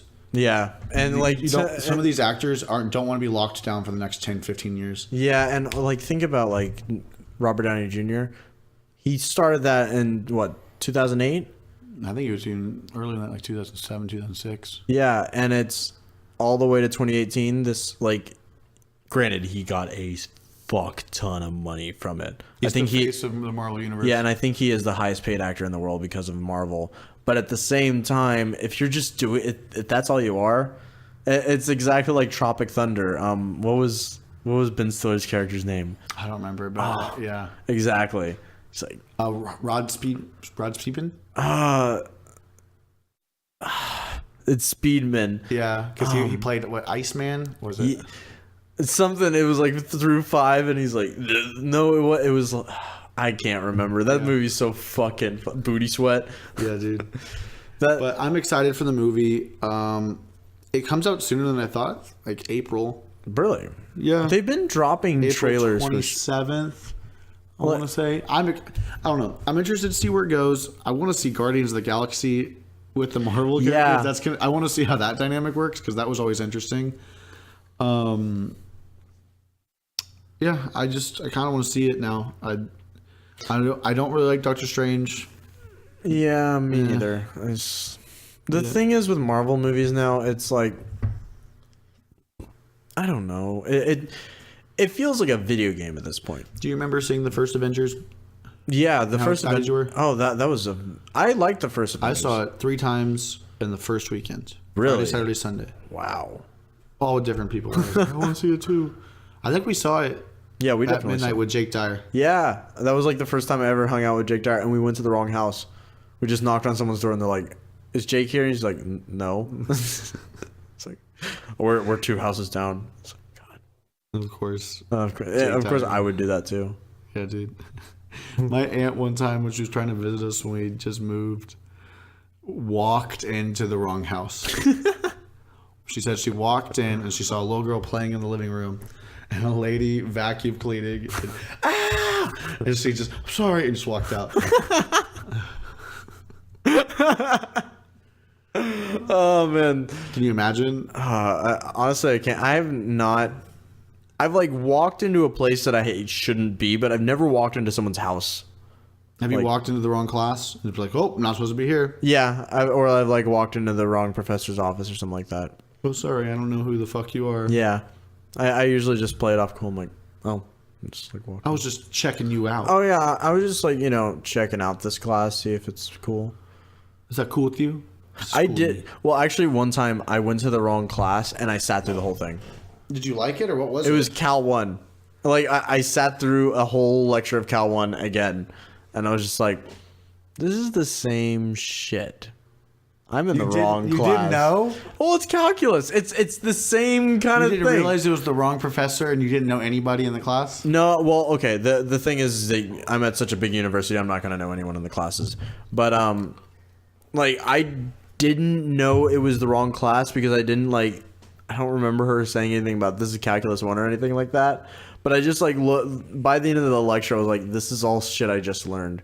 Like I looked at my schedule, it's like, oh. So you just missed your class? No, I signed up for the wrong one. So I had to like emergency drop the class, sign up for an honors Cal 2, which was taught by this fucking crazy Russian man. I'm pretty sure he like defected. Honestly, he's the type of person that would get nerve agented by the Russian government. You heard about that, right? Yeah. That's fucking crazy, man. Yeah. And is anyone doing? I mean, I saw that the CIA or the FBI was trying to talk to the Kremlin about it. But I haven't seen anything actually come from them. They put sanctions. So the UK specifically put sanctions on Russia. They've been condemned internationally, but granted, we do that all the time. They kind of just get away with it. Yeah. Like they fucking invaded Crimea. Nothing happened. Yeah. And they're like, everyone's like, okay, just go do that. Exactly. They can kind of just walk all over everyone because everyone's too scared to do anything, and all the offenses that they're doing, they're too minor to be actually like, full scale war retaliation on it. And everyone's way too scared to even do that. So they're just playing a fucking brinkmanship game, and it's kind of scary. The world's scary. Like, honestly, like just governments just aiming fucking nukes at each other all the time. We actually talked about this on the last podcast, but nukes are cool though. Yeah, they are. They actually are. Nuclear power is ever going to come back into acceptance? Unless the technology changes. The thing is that there's so much. Does it have too much bad press to get around now? It's less that it has too much bad press because there's a lot of different ways to make the reactor that are a lot safer. Thing is, you need to research those and put a lot of development in. It costs a lot. So a lot of people aren't sinking that much fucking cost in when you can just buy natural gas or you can just get renewables or something like that, which are just a lot more cheaper to just start up. Like the fuel costs and the energy production of it are a lot better, but it's cost prohibitive at this point, I guess. Where's the next logical step with energy? Is That's it a good wind? question. Is it solar? Is it a mixture? Is it I don't know, honestly. The idealist in me wants to say fusion power, but like we haven't actually gotten to a fusion reaction that actually can sustain itself. But there are. I think it will have to be a combination of things. There's a lot of like cool niche like power generation solutions like kite power and shit like that, and tidal power and stuff. But the big problem with a lot of these systems, especially like wind and solar, is that you can't guarantee energy production all the time. Like if you actually look at like how energy is consumed throughout the day, there'll be like a spike kind of near where everyone gets off of work, and then like at the nighttime it's at its lows. It's kind of like a sine wave almost. Yeah.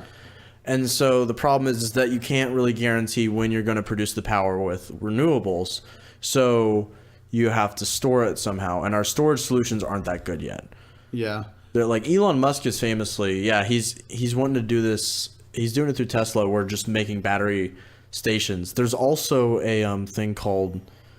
He's also making solar panels for your roof. Oh yeah, that can be stored within the wall. Yeah, like the batteries, and you can power your house. Yeah, which is actually really cool. That's because it used to take up like whole rooms, or you'd have to have like part of your garage be your whole power or your whole battery. Mm-hmm. Yeah, or you have to get it a lot from the grid, and that's the advantage of like renewables is that you can just turn on a turbine. Mm-hmm. But like one of the coolest energy storage things is that we've actually had this for a while, but you have to have the right geography for it. It's hydroelectric power storage. So you pretty much get two like reservoirs, put one at the top of the hill, put one at the bottom. When you have when you have excess energy production, you just pump all the water up. When you need energy, you just let it drain through the turbine. It's fucking super simple and effective, and it produces a ton of power. Yeah, I bet. It's interesting. I don't know. Energy production. So it has to be in a mountainous area. It has to be somewhere. Yeah, you have to have a place with a lot of differences in elevation. Also, Downgrade. yeah, combined with the fact that you need both the locations to be able to hold water and other things like that. Like where is those? Where are I know that they're like in like kind of the Appalachian region and all that, but like. The problem is that, with a conventional power plant, you can just put that next to a city, and your transmission lines, you don't need that many of them. You don't lose a lot of power in that transfer. But if you're using renewables, specifically like wind or solar, you have to put them in a certain location. Like with wind, you have to put it in a windy area. So you have to put it offshore. You have to put it in the middle of the fucking Texas Panhandle. Yeah, middle of nowhere. Exactly. That was actually one of the things that Rick Perry actually did good for renewables is he actually funded transmission lines. Well, yeah. But you have to get the power there. And you have to build those systems in a certain location. Unlike a natural gas coal plant that you can just plop down. The coal is dying. So... Anyway. Yeah, dude. Energy production is so fucking... I can go on and on about that shit. It's so fucking neat.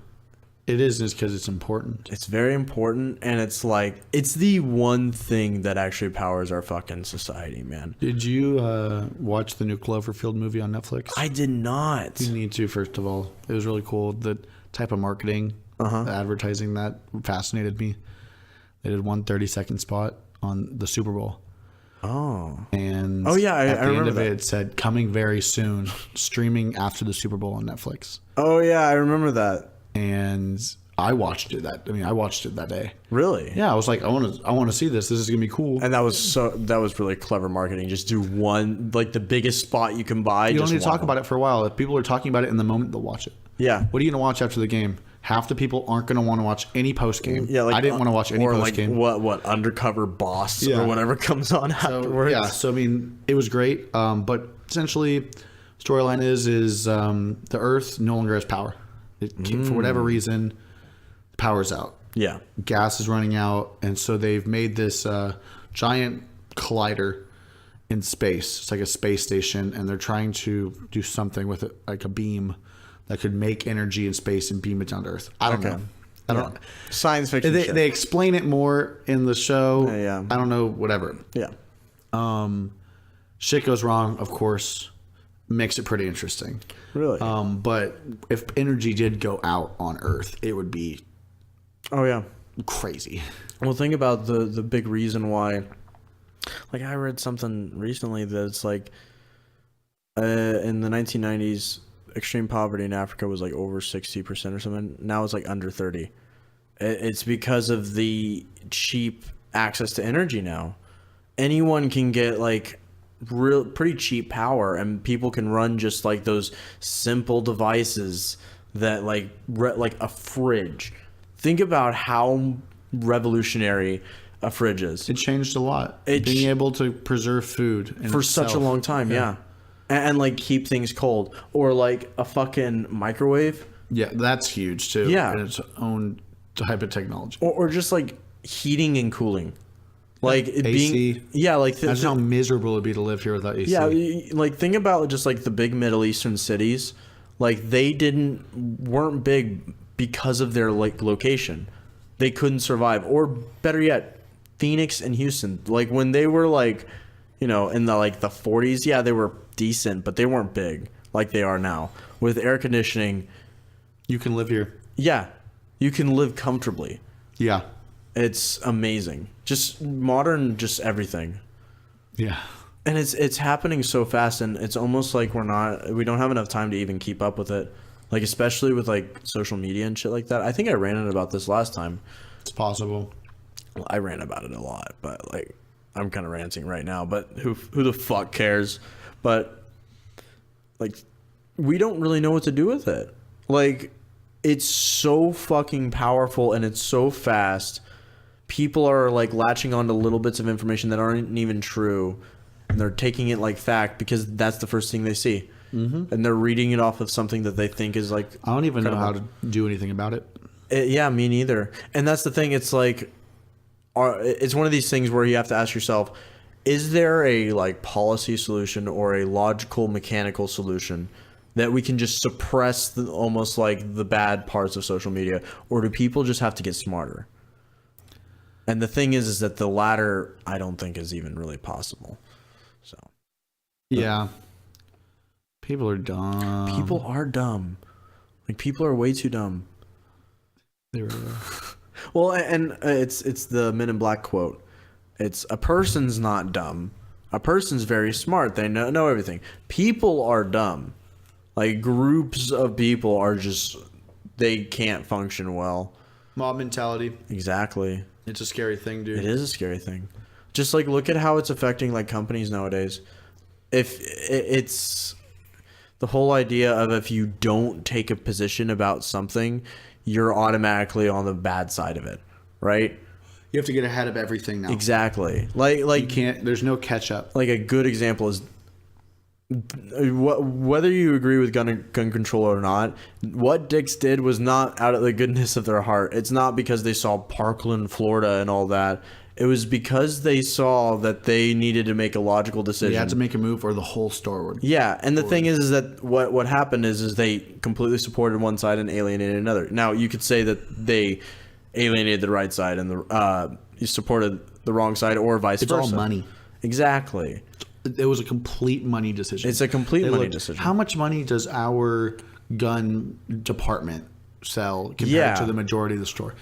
How many people are going in and buying a $500, $600 gun or leaving with $200, $300 of Nike apparel? Yeah, exactly. How many more people are going Nike than a Remington rifle? Yeah, and then you look at like, okay, Bass Pro Shops or something like that, where like a large portion of their sales come from guns. It's like they're not going to do in the anything. Mall. You can go buy a gun and then walk around the mall. It's the same thing with Walmart. It's like no one goes to Walmart to buy a gun, so they're safe from that.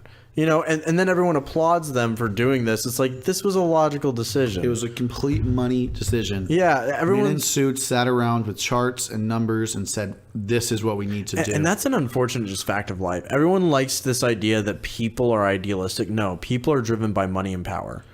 And you can argue that they're driven by survival because money and power equals survival. Oh yeah, of course. I'm not faulting anyone because everyone that's kind of how we developed. And I think it's dangerous to think of like an idea of like you want a society built around the goodness of everyone. Everyone has to be a good-natured person. Because they're not. Exactly. Bad people are bad people. The thing is that you should be a good person.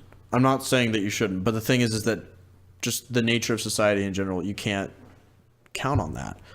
Like there's just too many just random people, and there's too many ways that people can game the system.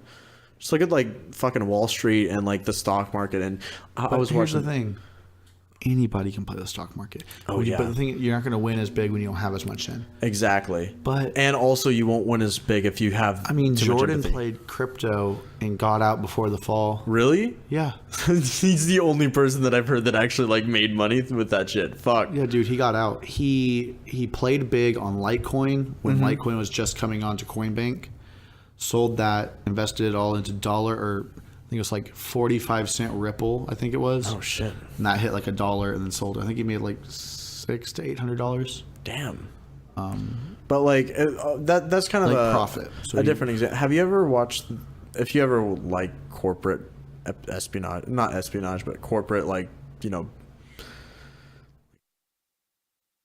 like fraud and shit like that. Yeah. There's a Netflix documentary series called Dirty Money, and like learning about like how people are just fucking the system, just fucking people over, and they're doing it so that they're skirting the law.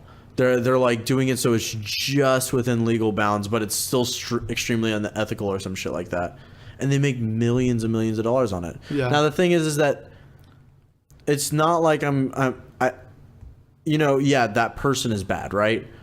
But like I don't think that they're the problem. I think the problem is that we created a system so that we allow people like that. Yep.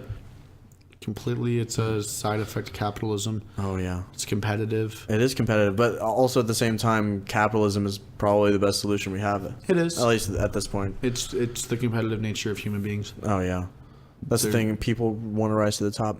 Yep. No one wants to be at the bottom. Oh no, It's not fun. No, well, I Start heard it. on the bottom right. And also, if you get too many people at the bottom, that's how you get revolution. Yeah. Like if there's just too many people not being able to afford bread, just like fuck the system. I'll just take all the money from the top. I'll just take all the bread I can hold. I'll fucking march on the Bastille. Like fuck it. I'm a chick. Who cares? I don't want to go That through was a on revolution. Versailles. Oh no. Like if Do you remember the revolution I remember watching was the Egypt one? Egypt, I think it was just because our teacher showed it. Oh yeah. Like they were like, look at this. This is hundreds of thousands of people. And that was like history in the making. yeah, Though because it did start a lot of shit. Oh yeah. Like the Syrian civil war is still going on. Yeah. See, like that's the thing. If there was like a revolution in the United States, it would be different than like if there was something like Egypt, where I'm not going to say it was completely peaceful because there was a lot of fucked up shit that went on, but compared to Syria, you don't have Syria's a civil war. Yeah. I think revolution and civil war are similar, but they're not the same thing. Yeah, exactly. You can have one without the other. One requires the other. Yeah. So, fuck, I don't know, dude. dude, I think it'd be more of a local revolution rather than. Well, I think I was listening to Dan Carlin about this. It was his last Common Sense. I don't listen to that much Common Sense, but it was right. Remember the baseball field shooting where a couple U.S. congressmen got shot? Nope. It was back in like May, and just a guy with a gun. I think it was an AR-15. He went out to this.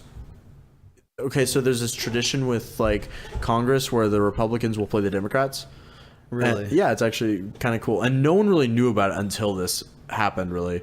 But the Republicans were practicing on a field, and like this crazy fucking guy just went in there and started shooting all of them, and one of them got like really injured. I think the Republicans actually lost the game, but like, legitimately. But anyway, I digress. Dan Carlin did like a thing about it because he was kind of talking about the fact that this man wanted to go and actually try to kill public officials. It shows the divide in America, and it shows that we're not at civil war, but we're actually talking about it now.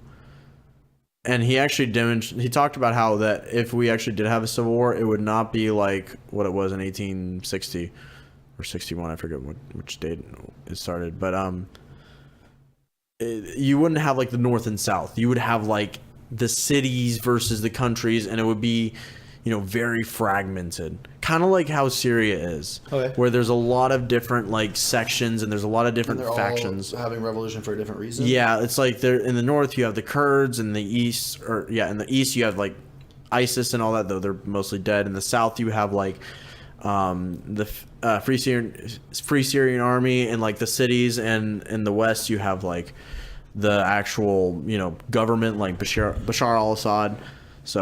And it's just fucked up. If you actually go on and look up the Syrian like civil war and you look up just the commanders and like the factions fighting, it's so complex.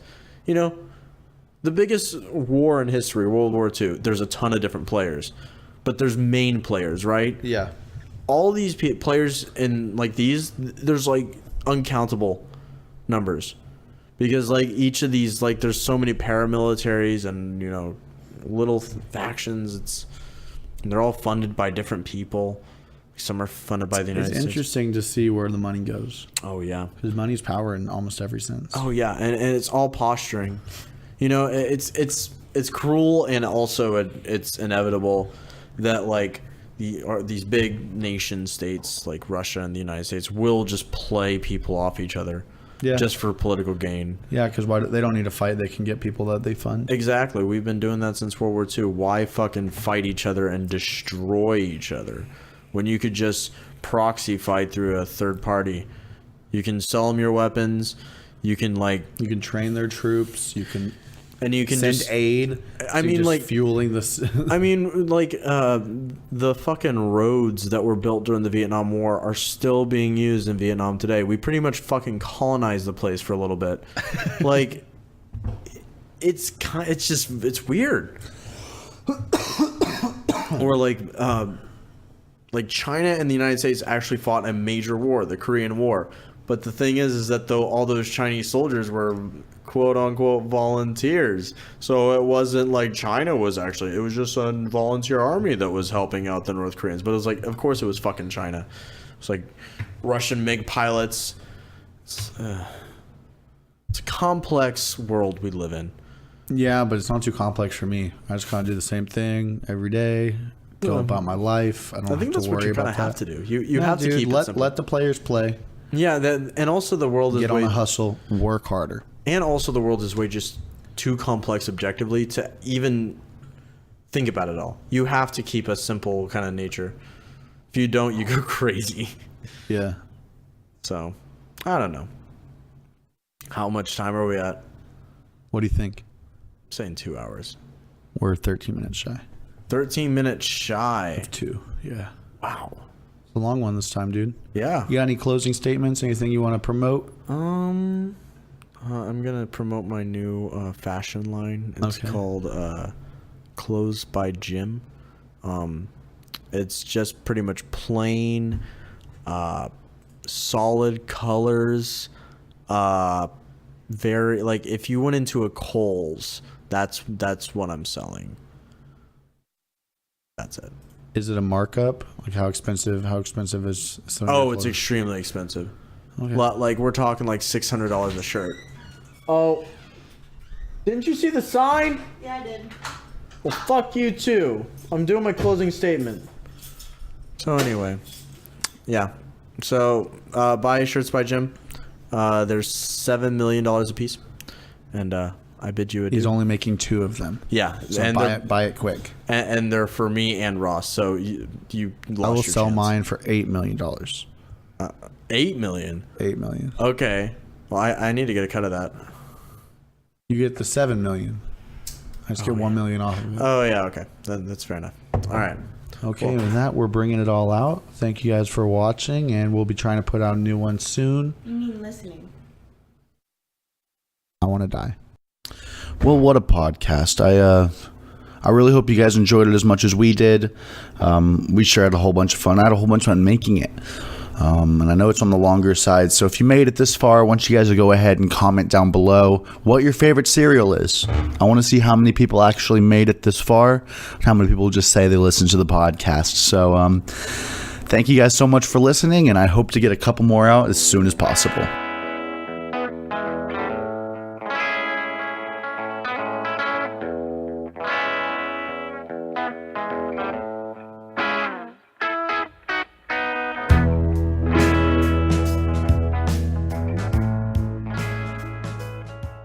Like, we're going to war.